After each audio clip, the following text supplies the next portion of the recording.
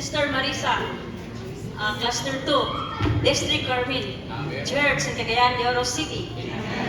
Ingon diri may igsoon. Si Jesus nga atong Ginoo, gingharian sa Dios og hari nga manluluwas. Pagkuman Emmanuel nga ang ingatan sa mga tao, hari nga manluluwas. Dahil ko na Ginoo mga igsoon, dili lang siya hari, manluluwas pagit mga igsoon. Luwason kita na mga igsoon kay napakyas man ta. Nailalo man ta sa sala. Dahil ko na Ginoo karon ni ata karon kay mga linuwas ta sa atong Ginoo mga igsoon.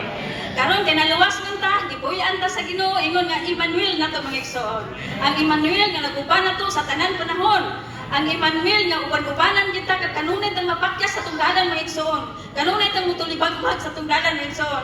Ang Ginoo dili mosugot nga diha ta kinahanglan magsubay ta sa dalan mga igsoon. Kaysa man ang dalan kinabuhi kamaturan. Siya ang atong dalan mga igsoon. O kining Emmanuel mo po ni iya nato og magdasig nato nga kanunay kitang muduol niya, mahigugman niya, magtinguha niya ang atong kasing-kasing mahigugman niya og sa mga igsoon. Aron sa ingon niya ana mga igsoon, matuman ang iyang gitinguha sa kasing-kasing makabaton sa hiniusang katawhan nga magpadayag sa iyang gingharian mga igsoon. Ang Emmanuel nga nagtinguha nga mausata og magpadayag ingon nga gingharian niining yuta dinhi sa yuta mayngon man sa langit. Daigo na Ginoo.